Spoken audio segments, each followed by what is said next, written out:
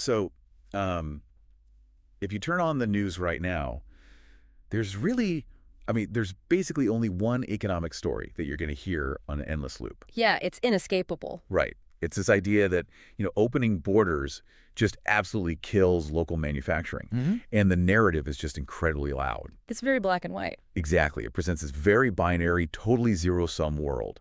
Immigrants arrive, they take jobs, and local productivity just drops. End of story. Right, that's the established common sense. But what if we had a microscope? Like a microscope powerful enough to actually look at the internal DNA of over 100,000 businesses and do it over an entire decade. That would change everything. It really would. And what if that microscope revealed that the exact opposite was true? What if the absolute weakest, most vulnerable companies in an economy only survived? And actually beat the giants. Yes. What if they ultimately beat the established corporate giants, specifically because they hired immigrants?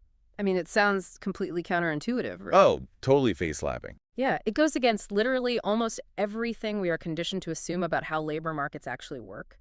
But, the truth often hides in the shadow of common sense. It really does. And when you actually look at the cold, hard micro data, you find a completely different reality. Which is exactly what we are going into today. So welcome to the deep dive. We are unpacking a massive, just unprecedented empirical study by top labor economists. Christina Materatana, Gianluca Orfis, and Giovanni Perry. Right. And their research focuses on the microdata of French manufacturing from 1995 to 2005. Which is such a fascinating window. It is. It's this highly specific period right after the 1992 European Union free mobility policy actually started taking real effect. And our mission for this deep dive, just to be clear, is to step entirely away from the political talking points. Absolutely. We aren't taking sides here. Right. We are just going to look at the mechanical reality of what actually happens on a factory floor when borders open. And Giovanni Perry, he's basically a titan in the field of labor economics, right? Oh, an absolute legend. And what he and his colleagues have done here is pull back the curtain to reveal this deeply hidden mechanic. Yeah.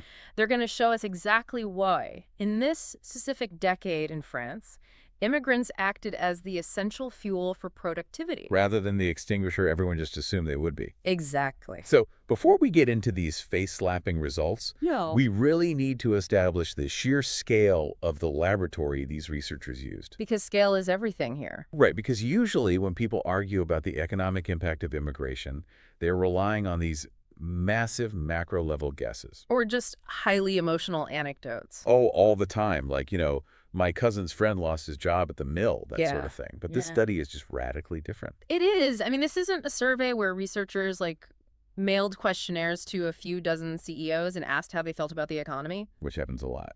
It does. But this is what you called it earlier, the ultimate microscope experiment.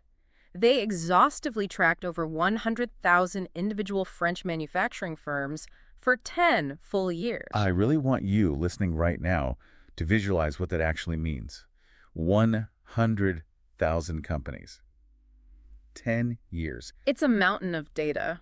Right. How do you even gather that much information without it just turning into a sea of noise? Well, it requires an insane level of data integration. The researchers didn't just look at end-of-year tax returns or something simple. Right. They actually managed to cross-reference and merge 3 distinct, highly secure national databases. Okay, let's unpack these. What's the first one? First, they use something called the DIGES database, which is basically the French administrative wage declaration system. Okay. This means they had access to the exact payroll, the specific occupational titles, and the precise salaries of every single worker in those companies. Oh, wow. So they know exactly who is working where. Yes, their job title and literally what they are taking home every single month. That is wild. Second, they linked all of that human data to the corporate balance sheets, the EAE database. Which tells them what? It tracks the physical reality of the business, exactly how much new machinery a company bought in a given year. I see. Yeah, their total output, their raw material costs, even their energy consumption. And then there's a third database, right? Yep, the third is the customs import and export records.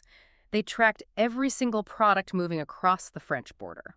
So if we put that all together... Think about it. If a small, struggling factory in some rural French town hired one new worker in March, Right. bought a new industrial milling machine in July, and then shipped one crate of widgets to Germany in November. They saw it. They saw the entire sequence of events. That is staggering. I mean, it's the difference between guessing the weather by licking your finger and holding it in the wind Right. versus having a multi-billion-dollar global satellite network tracking every pressure system on Earth. Yeah. You literally cannot hide a political bias or a media narrative inside this level of granular data. You really can't, because you are watching the exact life cycle of these businesses. You watch them hire, fire, expand. Or quietly go bankrupt over a decade.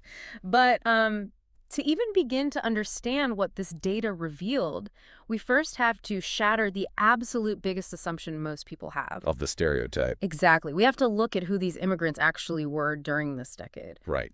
Because, I mean, if you are picturing this influx of immigrants strictly as cheap, low-skilled manual laborers who were just brought in to sweep the factory floor for minimum wage. Which is the common assumption. Yeah, the data completely contradicts that. This is the first major pivot in the story. So between 1995 and 2005, following the broader implementation of EU free mobility. And looking ahead to the 2004 EU expansion into Eastern Europe, right? Yes, exactly. During that window, the profile of immigrants entering the French manufacturing sector underwent this massive transformation. It became highly, highly skill-intensive. Think about what this actually looks like in practice for a second.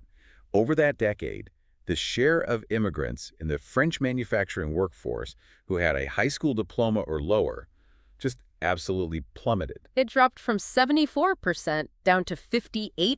That's a huge drop. Meanwhile, the share of arriving immigrants who held a 3-year university degree or higher just surged. It jumped from 9% up to 14%. So we are fundamentally not talking about a massive influx of cheap hands. No, not at all. We are talking about an influx of brains.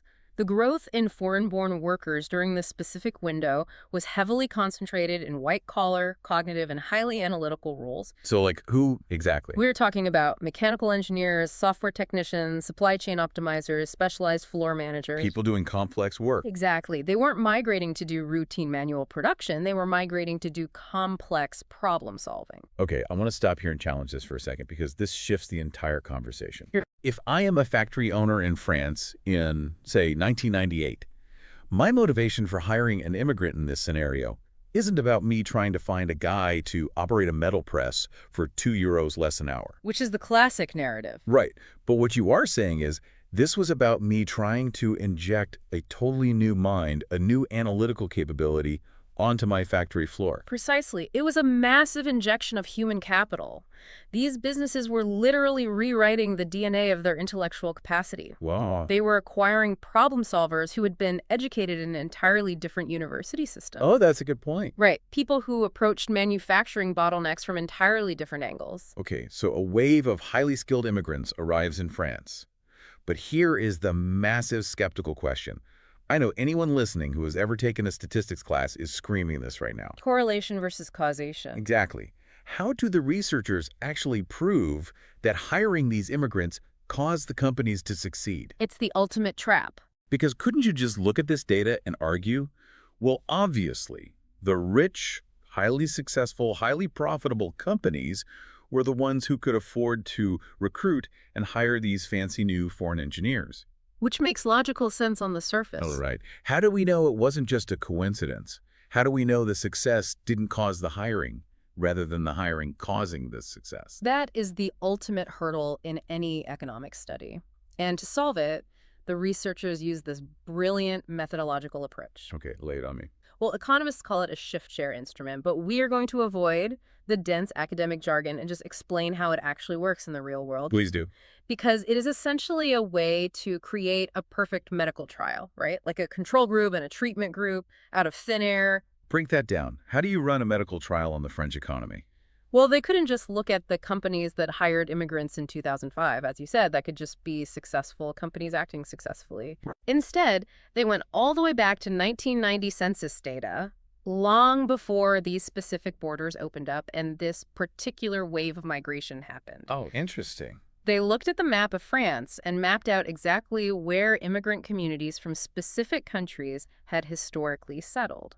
So they are looking for enclaves, Yes. like a specific town in the South that historically had a large Italian population, or maybe a neighborhood in Lyon with a lot of Spanish residents. Exactly. And the reason they did this is because human behavior is incredibly predictable. Okay, how so? When the borders opened further in the 1990s and the 2000s, the new, highly skilled immigrants entering France didn't just fan out evenly across the country like peanut butter spread on bread. They went where they already had roots. Right.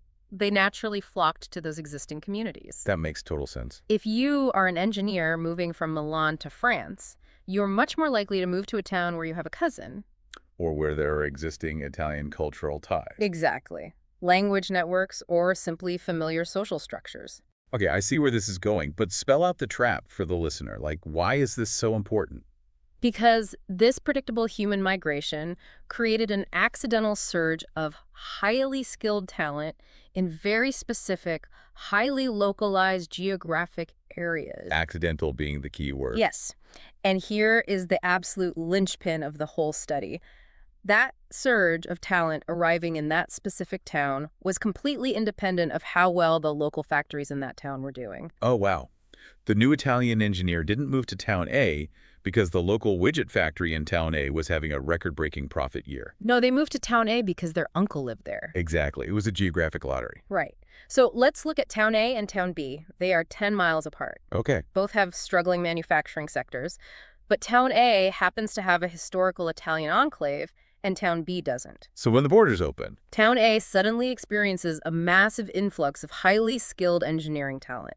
Town B experiences nothing. By comparing the factories in town A to the factories in town B, the researchers isolated the exact impact of the immigrants. so the arrival of the immigrants effectively forced the local businesses to react. Yeah. The businesses didn't get highly efficient and then send out a global invitation, No, the talent just showed up in the local labor pool due to this geographic lottery. creating a sudden, unexpected shock of human capital. Yes. By using this historical mapping, they proved beyond a shadow of a doubt that the immigration wave was the catalyst. It was the spark, not the result. That completely locks in the cause and effect. It's brilliant. It really is. So we have this sudden accidental wave of brilliant engineers, supply chain managers, and analysts hitting specific local towns.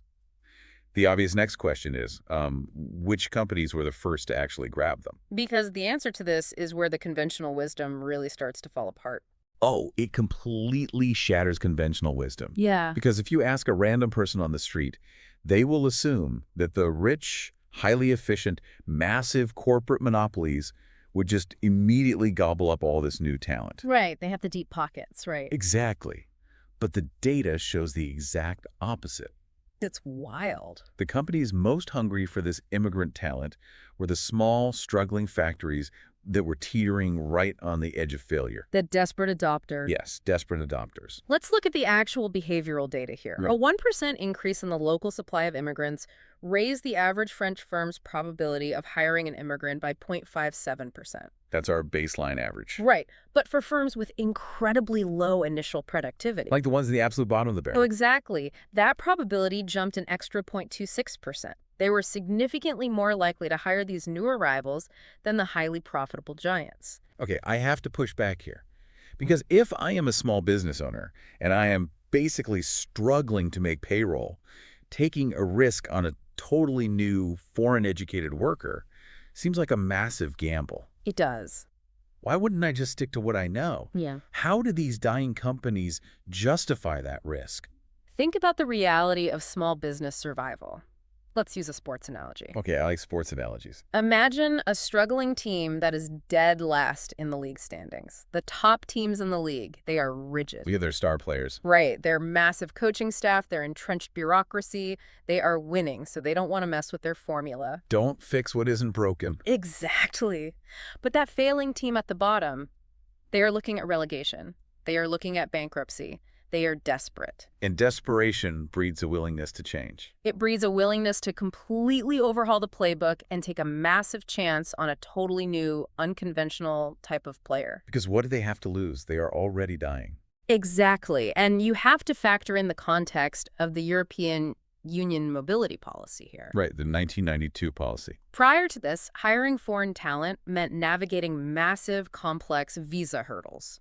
A giant corporation has a dedicated HR department to deal with visas. A dying 50-person factory does not. They absolutely do not. But when the borders opened and the visa friction was removed, those struggling firms suddenly had access to world-class talent right in their backyard. So they had the absolute most to gain and the least to lose by trying something completely new. Precisely. So they rolled the dice. They hired the immigrant engineer. They brought the new analytical mind onto the factory floor.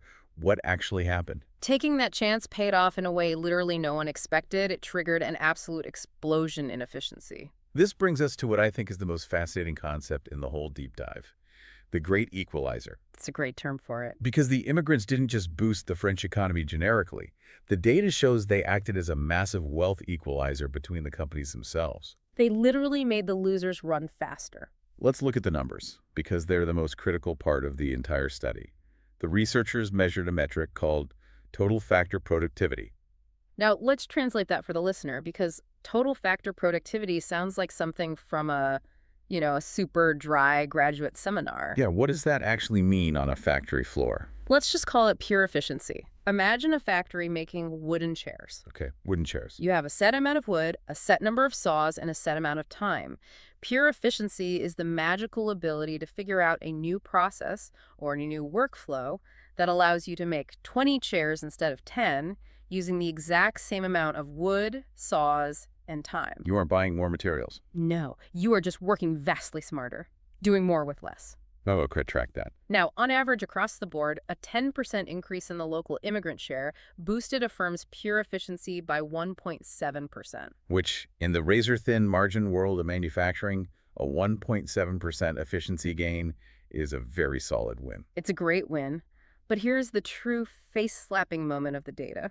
Give it to me. For the massive, highly established, highly productive companies, The giant. their efficiency only grew by 0.5%. A tiny, almost negligible bump. Right.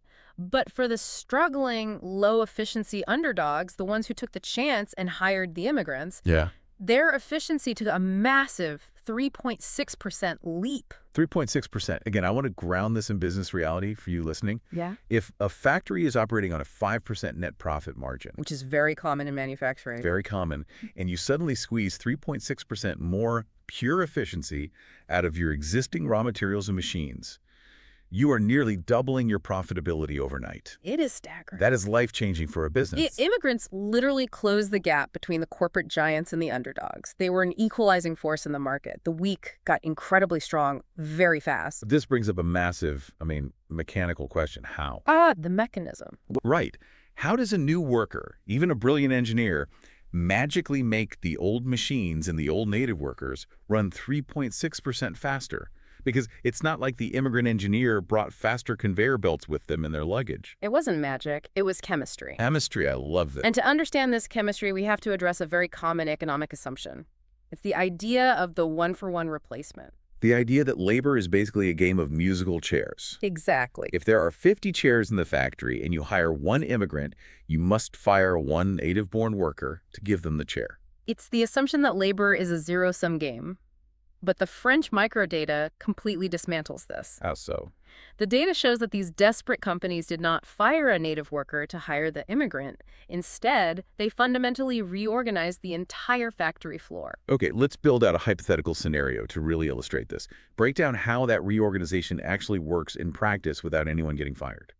Economists use a model for this called the CES production function, but the core concept is complementarity. Complementarity. Remember, the immigrants coming in were highly cognitive, highly analytical. They were trained in different educational systems. Right. They approached problems from a systemic top-down view. They didn't substitute the native workers, who were the absolute experts at the physical, day-to-day production process. They complemented them. They complemented them perfectly. I think of this like baking. It's like adding yeast to flour. Oh, that's a brilliant way to picture it. Right, because you don't replace the flour with yeast. If you do that, you just end up with a useless, bitter bowl of yeast. You have to combine them to make the dough rise. Let's apply that to a factory. Say, a factory making industrial valves.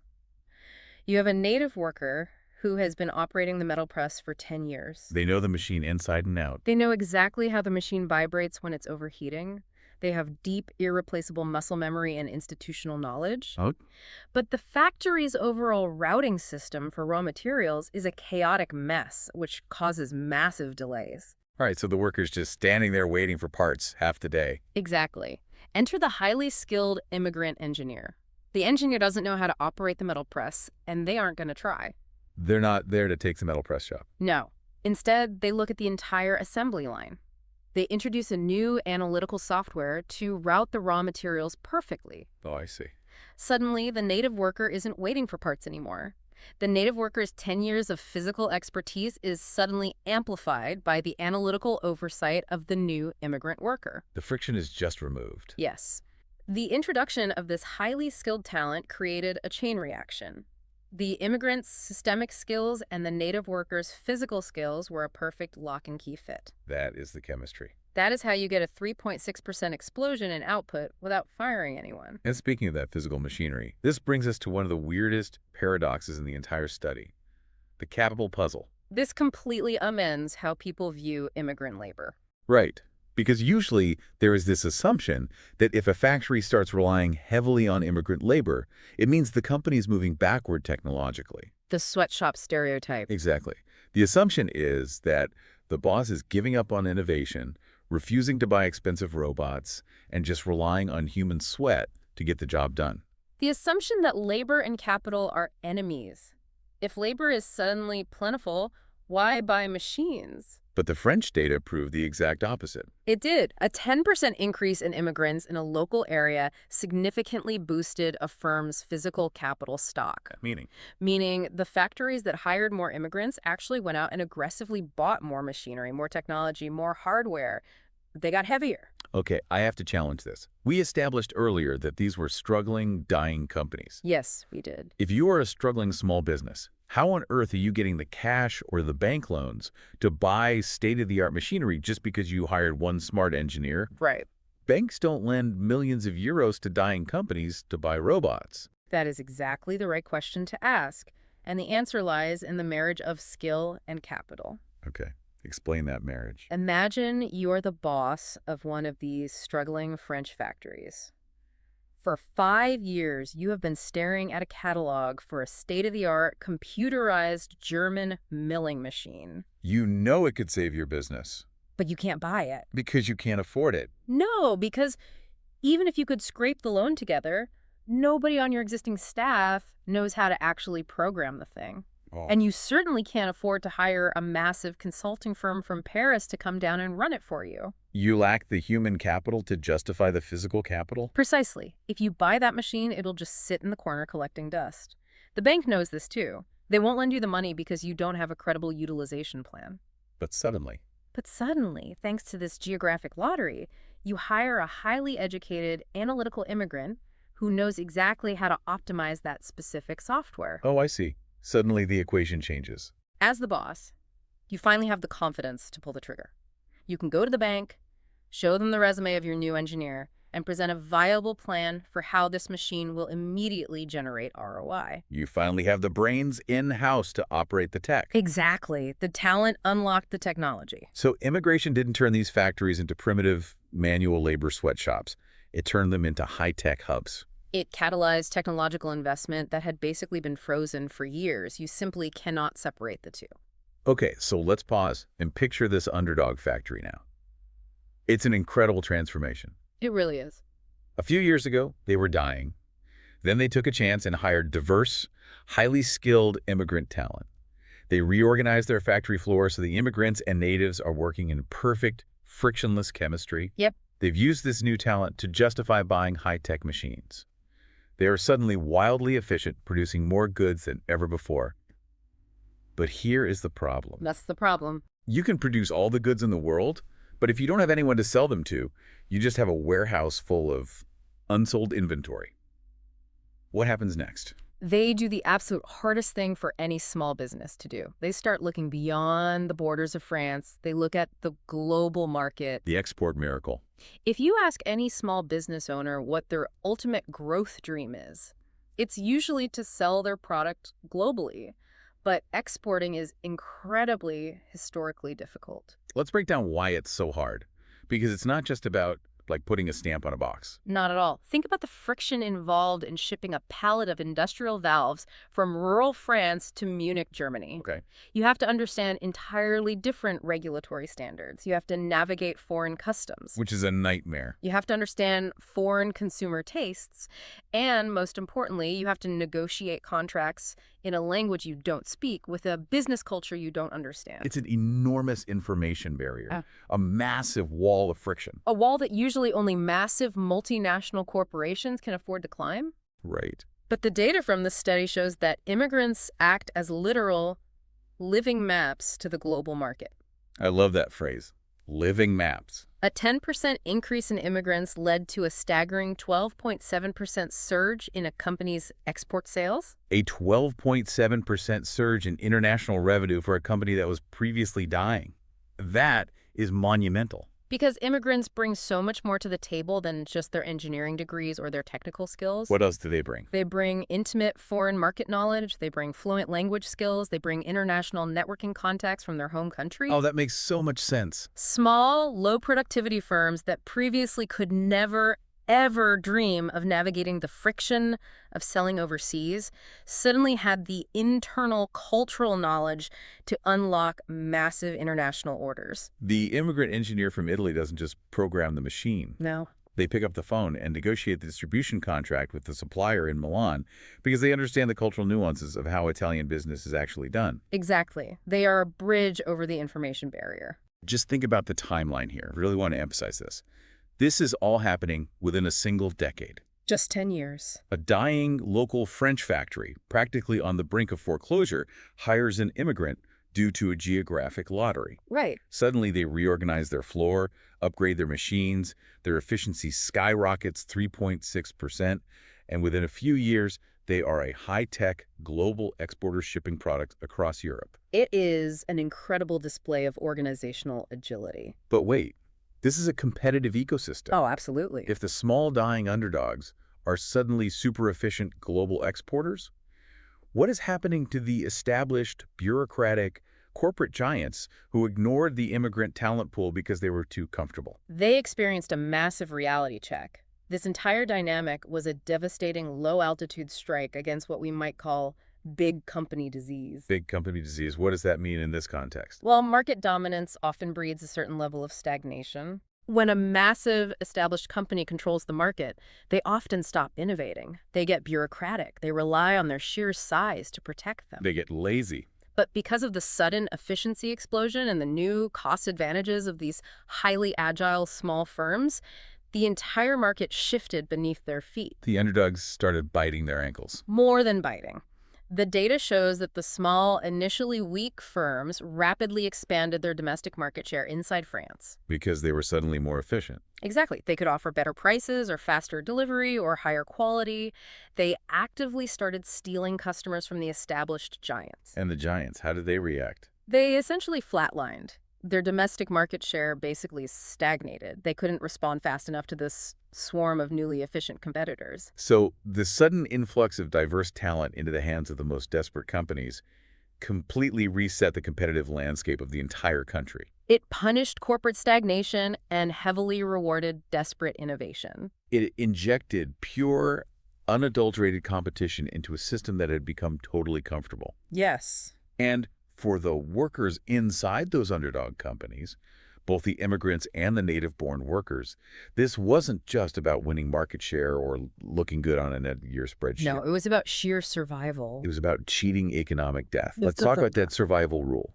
Because in the harsh winter of economics, especially in the manufacturing sector where margins are razor thin, these foreign arrivals didn't just save the corporate logo on the front door.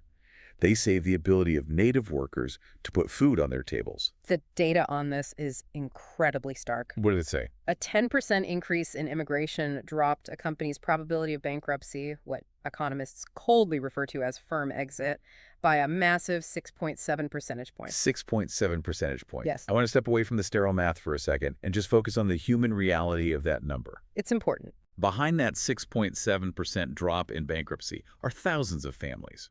Behind that number are mortgages that didn't go into default. It's college funds that didn't get wiped out. Real lives. It's entire local towns that didn't turn into Rust Belt ghost towns just because their primary employer went belly up. That is the real-world impact.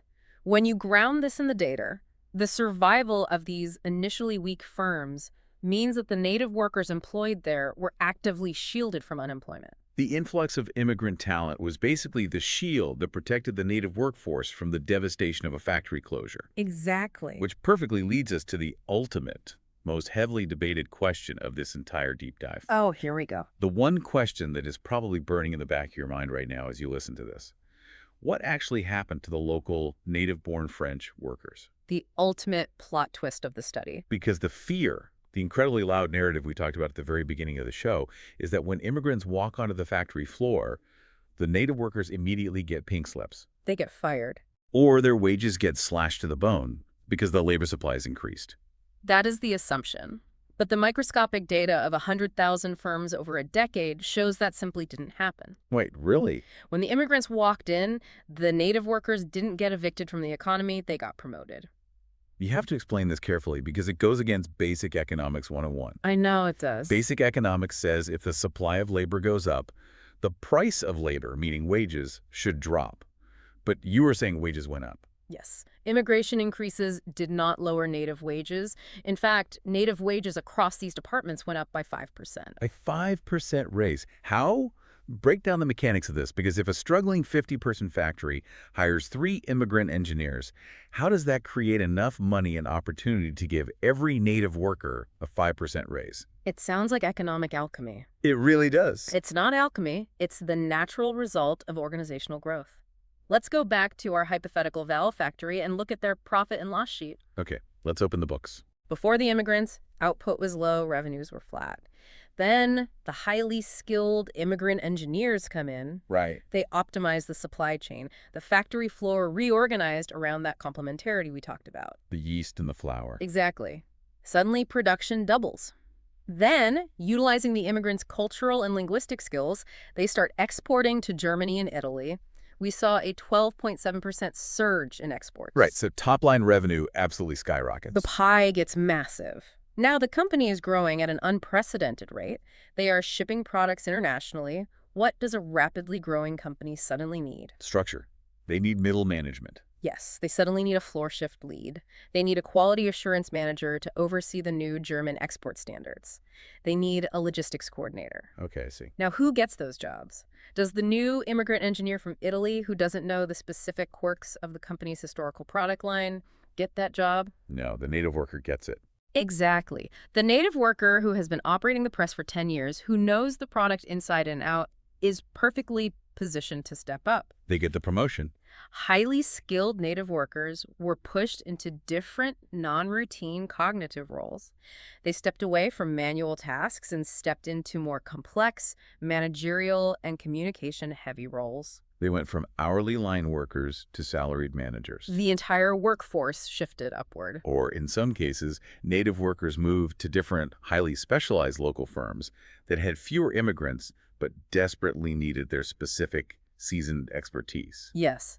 The rising tide created by the massive influx of new revenue lifted the complexity of everyone's job, which fundamentally means it lifted everyone's paycheck. So the deepest irony here is that the very thing people feared would steal their jobs, the arrival of foreign talent, Right. actually triggered a massive career upgrade across the board. The perceived threat was actually the elevator. It's a profound realization when you see it mapped out in the data. And when you zoom out from the individual factories and you look at the map of France as a whole over this 10-year period, a truly remarkable picture emerges. The macro truth. Right.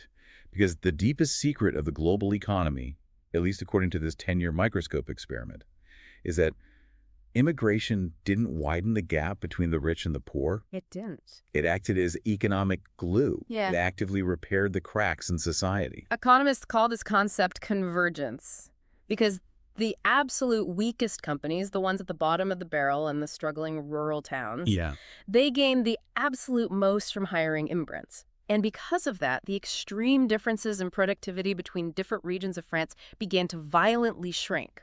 The rich regions didn't just get richer while the poor regions decayed into rust belts. No. The poor regions, the struggling manufacturing towns that were lucky enough to receive this shock of human capital, they caught up. That's incredible. The entire country's economy became tighter, more unified, and more equally competitive. The gap between the entrenched monopolies and the desperate underdogs closed. The rising tide didn't just passively lift all boats, it specifically sought out the boats that were actively sinking, patched their holes, and gave them a completely new, high-powered engine. That is the perfect way to summarize the convergence effect. Okay, we have covered an incredible amount of ground today. Let's tie all of these complex economic threads together, because the unbroken logic chain here is truly something else. Let's run through the causal loop. Step 1. Borders open, and a wave of highly educated, skill-intensive immigrants arrives due to predictable geographic patterns. Like step 2. The highly established bureaucratic giants ignore them, but the small dying companies hire them out of pure, unadulterated desperation. Step 3. The chemistry between the new analytical immigrant minds and the existing native physical expertise causes factory efficiency to explode by 3.6%. Step 4. With this new efficiency and brainpower, the bosses finally have the bankable confidence to buy expensive, high-tech machines, turning their operations into tech hubs. Step 5. Using the cultural and linguistic maps provided by the immigrants, these small firms suddenly navigate global friction and start exporting their products, surging sales by 12.7%. Step 6. Because they are so successful, they completely cheat death, avoid bankruptcy, and start stealing market share from the stagnant monopolies. Step 7. To manage this massive new growth, the factory promotes its native-born workers into higher-paying managerial roles, boosting their overall wages by 5%. And finally, step 8. Because the weakest firms grew the fastest, the entire country's economy becomes tighter and more equal, healing historical geographic divides. That is the unbroken, mathematically proven reality of the French manufacturing sector from 1995 to 2005. It reveals a cold, hard truth about organizational biology, but also a deeply human one. Very true. Keeping the doors closed, relying on the old ways, locking out new talent because of fear. It guarantees decay. Opening the doors to the shock of new, diverse minds is literally the only long-term survival strategy for a business and ultimately for an economy. It is adapt or die. And welcoming diverse talent is the ultimate adaptation tool. I want to leave you, the listener, with a final thought to mull over. Something that isn't explicitly written in the data but builds right on top of everything we've discussed today. What is it? Think about the danger of protective walls. If an organization, a company, or a nation builds a massive protective wall to shield its weakest, least productive members from outside competition, does that wall actually become the very thing that starves them of the exact shock they need to survive? That is the ultimate paradox of protectionism. Because if those weak, dying French firms had been protected from the immigrants, if the borders had remained firmly shut, they wouldn't have been saved. No, they wouldn't have. The data tells us they would have simply gone bankrupt in the dark. They would have quietly died in their sleep. So, as you look at the world today, as you observe the policies being enacted around you, who is being protected straight into extinction? A fascinating and critical question to end on. Thank you for joining us on this deep dive. Keep questioning the loud narratives, keep looking to the data hidden in the shadows, and we will see you next time.